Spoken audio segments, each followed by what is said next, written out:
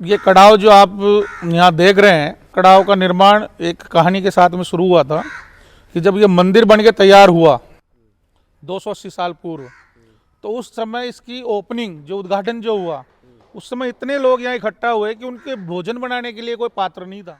तो समस्या हुई तो जो उस जमाने में यहाँ रजवाड़ों का जब शासन था, रियासत काल जो था, उसमें जोधपुर स्टेट में नागौर के अंदर ये कड़ाव सबसे बढ़िया बनाया करते थे, लुहार, नागौर के लुहार।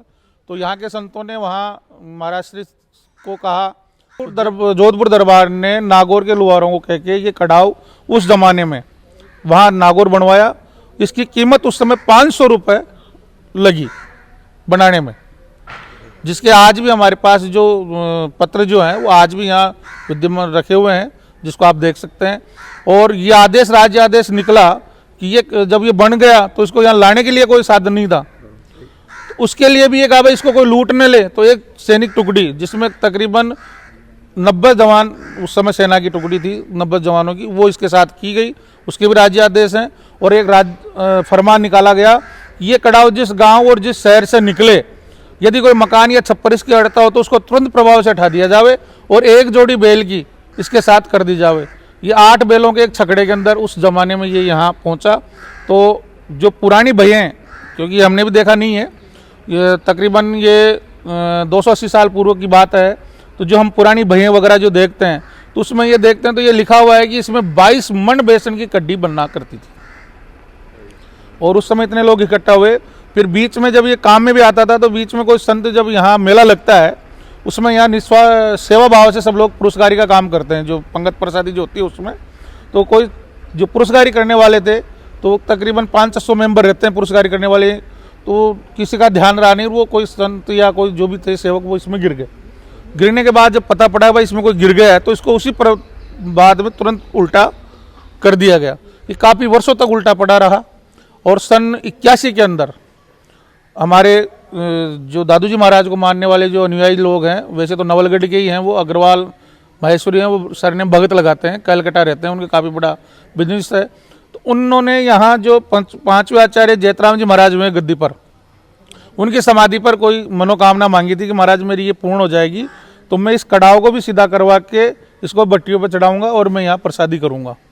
तो उनकी 2 साल या 3 साल बाद में मनोकामना पूर्ण हुई। वो आए, यहाँ आते उन्होंने आचार्य श्री से निवेदन किया। उस समय वर्तमान पूर्व आचार्य श्री राम जी महाराज गद्दी पर विराजमान थे। उन्होंने कहा कि भाई इसको वैसे तो कोई सीधा नहीं करवा सकता, ना कोई भरवा सकता है प्रसाद से। कहते नहीं महाराज मैं भरवाऊँगा। तो जो श्रद्धालु थे उन्होंने कहा हम भरवाएंगे। तो कहा ठीक है आप भरवाओ, तो भरवाएं। तो उन्होंने इसको सीधा करवाया। तो सीधे करने में 4 तो ट्रैक्टर, तकरीबन 30 मेंबर इसमें सीधा करने में लगे। इसको सीधा किया गया, इसकी साफ सफाई की गई। इसको फिर भट्टी पे जो साहब ये भट्टी पे तो नहीं चढ़ेगा, कि प्रसाद बनवा के इसी में डाल दो। तो जो श्रद्धालु की जो मान्यता थी, उसने उस जमाने में 51,000 रुपये के, सन 81 की बात है ये, 1981 की, सन 1981 में यदि 51,000 रुपये के लड्डू उसने बनवाए तो मात्र वो 12 इंच यानी 1 फीट ही आए इस कड़ाव के अंदर। कड़ाव भरा नहीं 51,000 रुपये के लड्डुओं से। तो आचार्य श्री ने कहा भाई ऐसे भरेगा नहीं। तो इसमें 3 गाड़ी घास की, जो गायें घास खाती है वो घास भर के फंटे रखे गए, फिर ऊपर वो प्रसाद रखा गया। तो महाराज श्री ने कहा ना तो ये भर सकता है ना इसको कोई भरवा सकता है, इसलिए इसको दर्शनों के लिए ही रख दो। तो आज ये दर्शनों के लिए रखा हुआ है और ये नागौर के कुशल कारीगरों के द्वारा बनाया हुआ है। और जो हमारे राजस्थान में अजमेर में जो ख्वाजा साहब की जो डेग है, उससे बड़ा कड़ाव ये कड़ाव है। क्योंकि ये भी इसलिए है कि वहाँ के खादिम, यहाँ के जो यहाँ नरेना के अंदर मुस्लिम और हिंदू दोनों बराबर जनसंख्या में है। तो यहाँ के मुस्लिम जब दरगाह जियारत में गए तो उन्होंने कहा साहब हमारा कड़ाव बढ़ा। तो उन्होंने कहा वहाँ के गाँव को बढ़ो। तो वो उनके जब आपस में विवाद हुआ तो वहाँ के जो खादिम थे वो यहाँ देखने के लिए आए और उन्होंने देख के फिर ये कहा नहीं वास्तव में आपका ये कड़ाव बढ़ा है। तो ये भारत के सबसे बड़े कड़ावों में इसका नाम शुमार है।